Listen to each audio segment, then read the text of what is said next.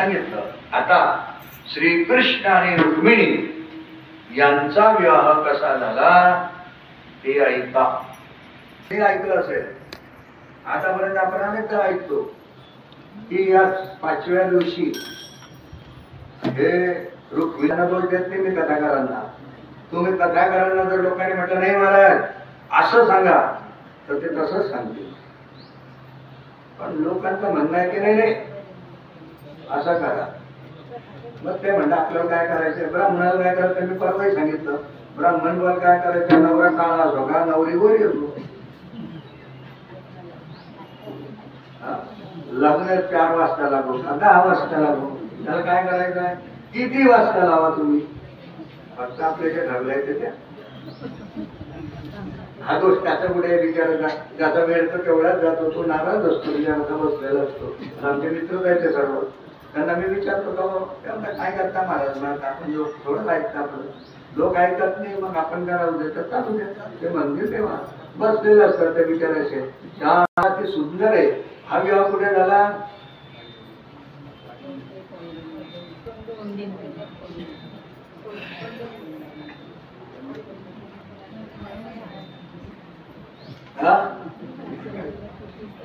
हा ऐका आता विवाह कुठे झाला सांगा ना. कौंडिण्यापूरला विवाह झाला नाही. विवाह द्वारकेत झाला आणि कौंडिण्यापूरवरून भक्त ती घेऊन आला तो कृष्ण. हे आज चाललंय तसं घेऊन आला घेऊन. मग लग्न इकडे होईल ना काका ना. ही प्रथा तेव्हापासून आपल्याकडे इकडे लग्न करायचं. ऐका आता मग आता कौंडिण्यापुराला काय झालं कसं झालं ही कथा कशी आहे हे ऐका. जरा 5-10 मिनिटं लागतील कथा ऐका. आणि मग कथा ऐकल्याच्या नंतर आपण मग त्या कौंडिण्यापुरावरून त्या भगवान कृष्णाला आणणार होता इथे. आणि इथे द्वारका नगरी आपली. या द्वारका नगरीमध्ये आपल्या आपल्या इथे तो समारंभ साजरा होईल. आलं लक्षात. मग कथा काय आहे ते कथा तुम्हाला ऐकायला चान्स आहे. एरविनच कॅप आहे, ऐकून घ्या जरा. गोपाल कृष्ण भगवान गोपाल नावाचा एक महाविख्यात पुरुष हा विदर्भ देशाचा राजा होता. त्याला रुक्मी रुक्मरथ इत्यादी 5 पुत्र आणि लावण्यवती कन्या असे 6 पत्य. आणि कन्याचं नाव होतं रुक्मिणी. बघा रुक्मिणी सद्गुण संपन्न लक्ष्मीचा अंश. द्वारकेमधून आलेल्या लोकांकडून ती रुक्मिणी कृष्णाचं गुणानुवाद ऐकत होती. ऐका मजा कशी आहे, कसे सूत्र आहे. द्वारका पाहून लोक इकडे आले या विदर्भात. त्या द्वारकेकडून लोक आले की लोक अशी चर्चा करायचे कृष्णाचं सौंदर्य, कृष्णाचा पराक्रम, त्याचा गंभीरपणा असं वर्णन करायचे. असा सुंदर आहे हो तो द्वारकेचा कृष्ण, असा पराक्रमी आहे असं लोकांमध्ये चर्चा चालते.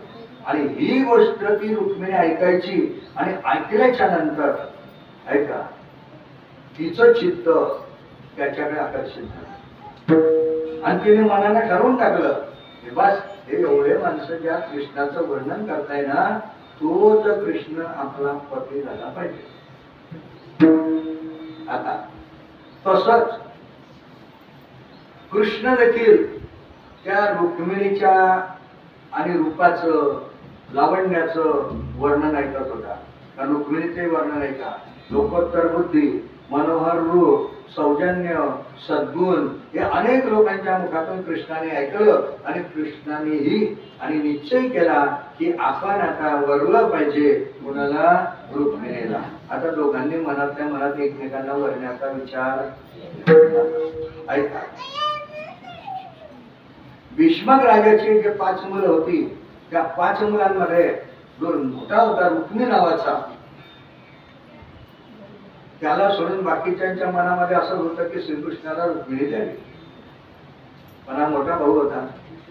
आणि यानं काय केलं यानं आपल्या सर्व भावांचा विचार बाजूला केला आणि रुक्मिणीचा विवाह शिशुपालाशी निश्चित केला. ध्यानात ठेवा, कथा आपल्या जीवनामध्ये अत्यंत सुंदर कथा, ही गरजेची कथा आहे. दोघांचं काय, एकमेकाचं की आपण हिच्याशी करायचं, त्याने तिच्याशी बरोबर झालं ना. पण भावाने काय गडबड करून टाकली, केली ना गडबड, त्यांना मायका कशी मजा झाली. आता रुक्मिणीचा विवाह शिशुपालाशी निश्चित केला. आता हे वडील बंधूचा प्रत्यय पाहून रुक्मिणी दुःखित झाली, तिला दुःख झालं कारण तिच्या मनाविरुद्ध झाले आता. आणि मग तिनं काय केलं, आता तिने विचार केला की कुठल्याही परिस्थितीत व्हायला नको, म्हणून कृष्णाला आणण्याकरता एका ब्राह्मणाजवळ तिने पत्र लिहिलं आणि ब्राह्मण वाच्या काव्यात ते पत्र आपलं दिलं. बरेचसे लोक या कथेवर आक्षेप देतात, चंद्र महाराज तुमच्या कृष्णाने ते पत्र लिहिलं होतं, तेव्हा पत्र व्यवहारच होता. अरे कृष्णाने लिहिलं होतं तर त्या कृष्णाचं काय रुक्मिणीनं म्हणतात ते. अरे रुक्मिणीनं काय लिहिलं हे कोणी अजून वाचलं, अजून कोणी वाचलं नाही ते की रुक्मिणीनं काय लिहिलेलं आहे. आजही रुक्मिणीचं जे पत्र आहे 4-5 श्लोकांमध्ये भागवतामध्ये, ते पत्र आजही जर तुम्ही श्रद्धेनं नववधून म्हणजे तिला अजून लग्न करायचंय, तिने जर विश्वास ठेवून जर ते तशा पद्धतीने ते स्तवन केलं तर तिला चांगला पती मिळू शकतो. तुमचा माझ्यावर विश्वास बसणार बसेन का? नाही, मी सांगितलं तर विश्वास बसेल. आमच्या सारख्या तुमचा बराच विश्वास बसतो. तुमचा त्यांच्या विश्वास ऐसा करेंगे तो वैसा होगा. आता आम्ही ते जीव तोडून सांगतोय, तुमचं ते काय ऐकता नाही तुम्ही. तुम्ही ऐसा करेंगे वैसा होणार, वैसा करेंगे तो वैसा होगा. चाललंय कसंही करा, काय म्हणजे करू नका असं मी काही म्हणत नाही तुम्हाला. तुम्ही काही करा, तुम्हाला स्वातंत्र्य आहे. पण अजूनही लक्षात ठेवा, कारण आपल्याही शास्त्रामध्ये सर्व आहे. कारण रुक्मिणीचं जे वर्णन आहे, रुक्मिणीचं पत्र ते लिहा, पहा, भगवंताचं कसं वर्णन केलेलं आहे.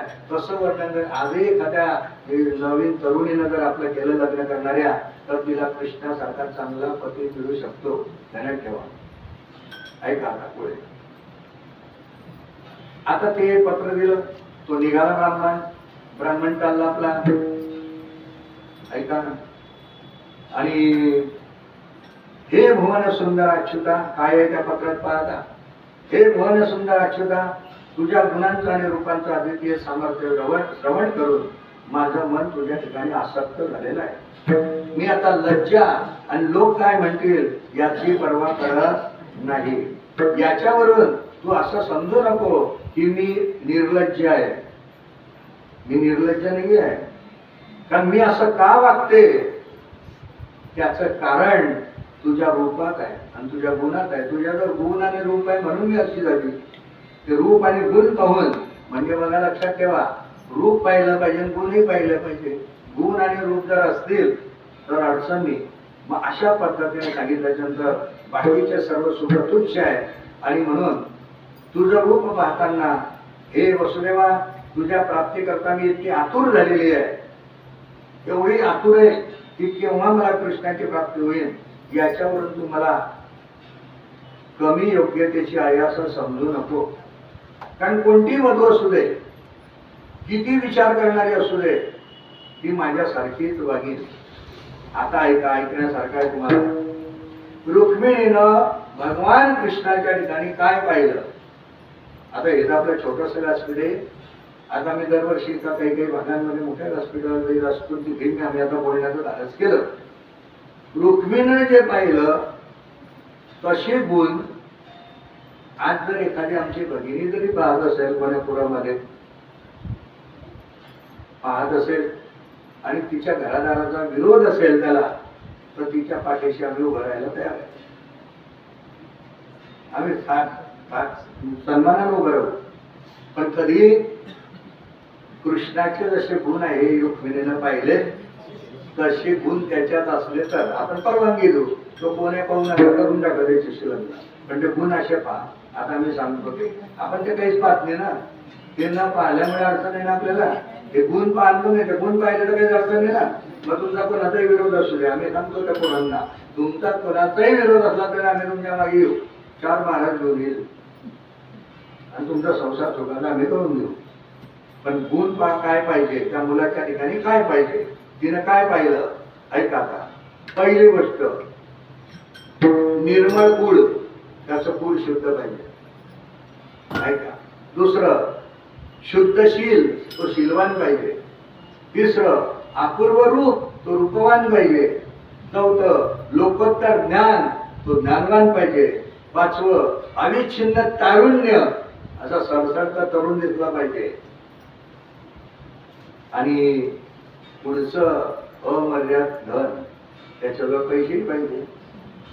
आता एवढे गुण मी तुम्हाला सांगितले, एवढे गुण जर एखाद्याजवळ असले आणि तुमच्या मताने तिने तिच्याच मताने केलं तर काय वाईट केलं.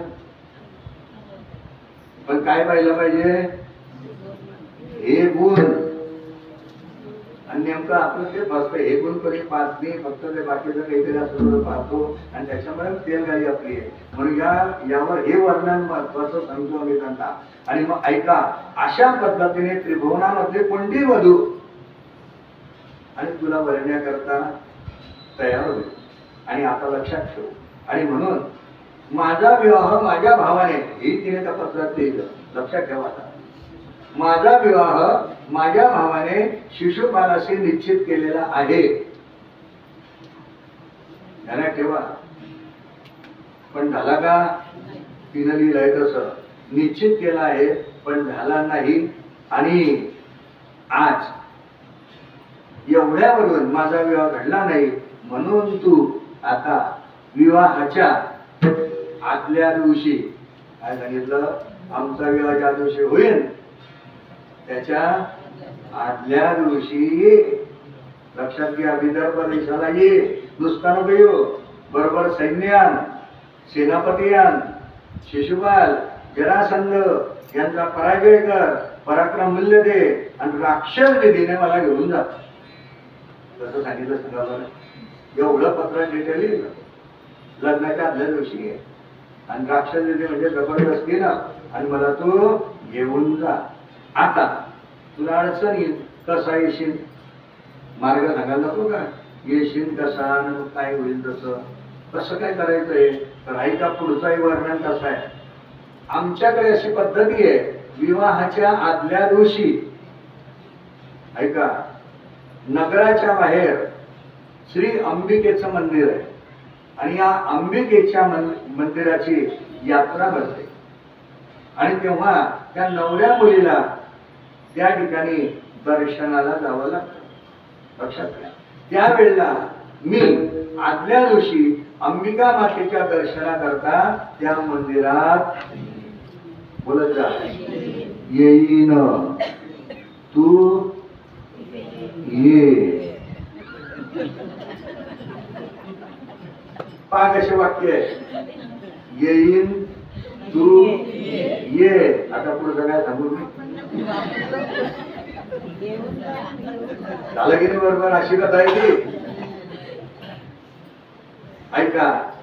आणि जर हे तू केलं नाही तर मात्र माझ्या जीवनामध्ये शतावधी जन्म तरी मला घ्यावे लागले तरी मी अशीच राहील, असं तिने लिहिलं. आणि ते त्या ब्राह्मणाने सांगितलं ते. मग श्रीकृष्णाला पहा, असं या रुक्मिणीचं म्हणणं आहे, म्हणालोय मी बाबा पहा तुला काय करायचंय ते कर. आता रुक्मिणीचं ते निरोप ऐकला भगवंतानं आणि परमात्मा हसलाय मनातल्या मनात. भगवंत म्हणतात त्या ब्राह्मणाला, ब्राह्मण बाबा तिकडे जशी रुक्मिणीची स्थिती आहे ना, तशी इकडे माझंही तसंच आहे. माझंही म्हणणं तेच चाललंय की आता काय करायचं, मलाही झोपणी येते रात्रभर. कारण माझ्या देशामुळे त्या रुक्मिणीनं आणि त्या शिशुपालाला द्यायचं ठरवलंय ना, तर ठीक आहे, आता त्या अधम शिशुपालाला मी जिंकेन आणि रुक्मिणीचं पाणी ग्रहण करेन. मग त्याने विचारलं ब्राह्मण बाला, बरं जाईल तुम्ही ब्राह्मणच आहे, मग सांगा ब्राह्मण बाबा विवाह मुहूर्त कधी आहे. ब्राह्मण बाल सांगला परवाच आहे. बरं बरं, परवा आहे ना, काही हरकत नाही. आणि मग काय केलं कृष्णानं, त्या बालुकाला रथ जोडायला सांगितलं.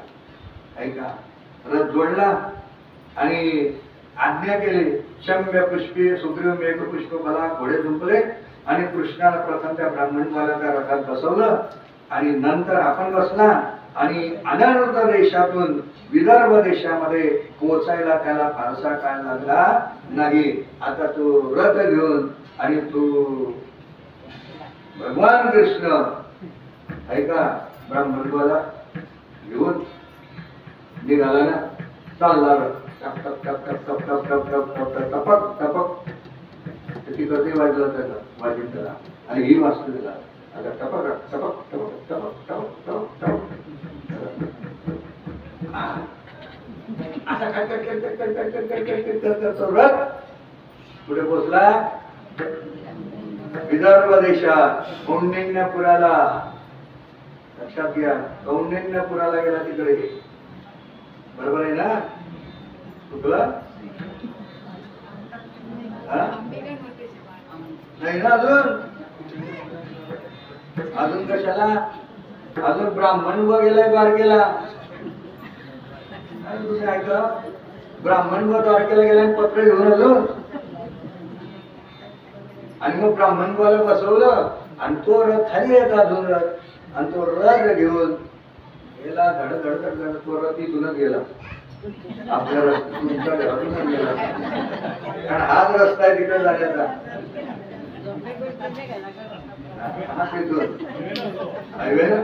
हायवेला शेंद पण काहीतरी रस्ता शेंदे इथूनच गेला तो.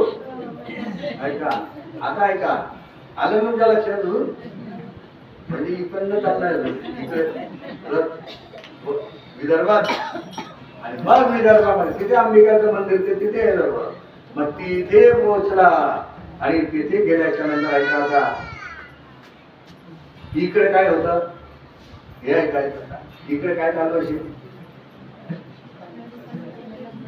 इकडे थाटमाट चालला होता, लग्न चाललं होतं, गडबड झाली होती, पताका सजवणं, हे करणं, तोरणं बांधणे, रस्ते स्वच्छ करणे, लग्न समारंभ होता रुक्मिणीचा, हे करणं, ते करणं, आमच्या करणं, वांगे कापणं.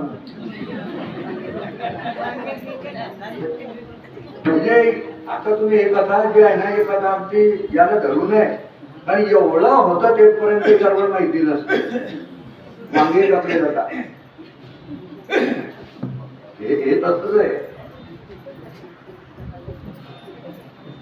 एवढी सगळी तयारी करतो नंतर चालली आणि मोठा थाटमाट त्या ठिकाणी चालला, आणि आपल्या एकुलत्या एक कन्याचा विवाह थाटानं व्हावा म्हणून मांडलिक मानकरी भीष्मक राजे आणि लग्नाला बोलवलेले होते.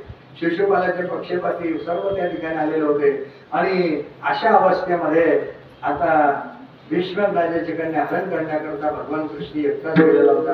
आता सूर्योदयाच्या अगोदर ब्राह्मण येईन असं रुक्मिणीला वाटत होतं, तर ब्राह्मण काही आला नाही. ती नाराज झाली. ती विचार करते काय करायचे आता. ब्राह्मणही आला नाही, कृष्ण येत नसेल, कदाचित काय करायचं.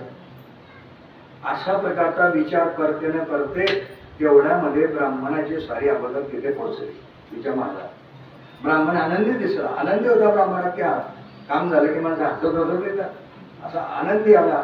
आणि आनंदी आल्यानंतर ती आनंदी मुद्रा पाहिल्यानंतर तिला कळलं की काम जमलं. ते झालेला वृत्तांत ब्राह्मणाने द्वारकेचा वृत्तांत सांगितला, रुक्मिणीला कळवला, तिला आनंद झाला.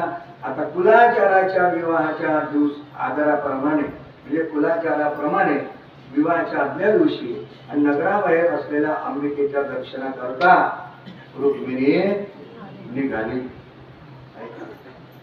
आणि मग त्यावेळचा अपूर्व थाट तिच्या बरोबर रक्षणाकरता शूर होते. घरच्या आजोळच्या वऱ्हाडी मंडळीच्या असंख्य स्त्रिया मृदंग शंख पणव मंगलवाद्य वाजतायत, शेकडो वरांगणा उत्तम प्रकारचे नृत्य करतायत. ऐका, आणि त्याप्रमाणे सूद मागत, बंदीजन स्तुती पाठक हे सर्व त्या ठिकाणी आहे.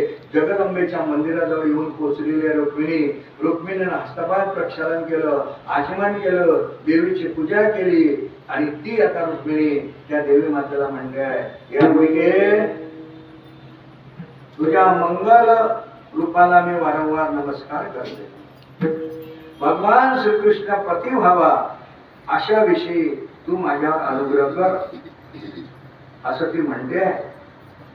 आणि भगवंताची आता प्राप्ती आपल्याला केव्हा होईल अशा प्रकारची वाट पाहत बसलेली आहे. इतक्यामध्ये कृष्णानं तिथं मनोगत आणलं आणि तिला आपल्या रथावर घेतलं आणि शिशुपालाच्या समक्ष निर्भयपणे हरण करून आणि तो निघून गेला.